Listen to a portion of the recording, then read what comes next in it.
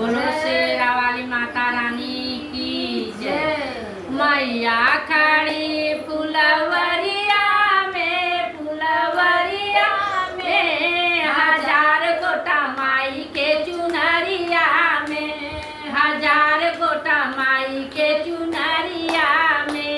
ए मलिया बस तू है मैया फुलवरिया, मलिया बस तू है हरवा चढ़ावे फुलवरिया में, फुलवरिया में, हजार गोटा माई के चुनरिया में, हजार गोटा माई के चुनरिया में। मैया जी के बागों में पंडित बस तू है, मैया जी के बागों में पंडित बस तू है। पोतिया सुनावे फुलवरिया में, फुलवरिया में, हजार गोटा माई के चुनरिया में, हजार गोटा माई के चुनरिया में। मैया के बागों में करा बस तू है, मैया जी के बागों में करा बस तू है। झरिया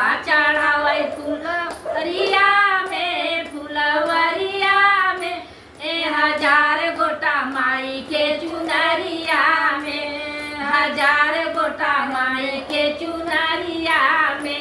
ए मैया खड़ी फुलवरिया में, फुलवरिया में, हजार गोटा माई के चुनरिया में, हजार गोटा माई के चुनरिया में। मैया के बागों में बज जा बस तू है, मैया जी के बागों में बज जा बस तू है। चुनरी चढ़ावे फुलवरिया में, फुलवरिया में, हजार गोटा माई के चुनरिया में, हजार गोटा माई के चुनरिया में। ए मैया खड़ी फुलवरिया में, फुलवरिया में, हजार गोटा माई के चुनरिया में, हजार गोटा माई के चुनरिया में।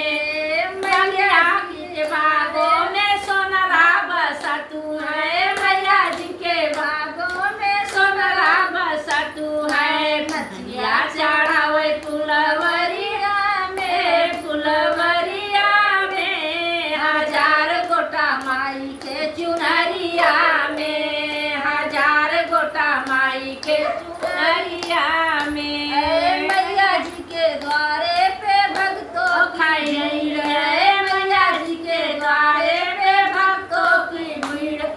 भजन सुनावे फुलवरिया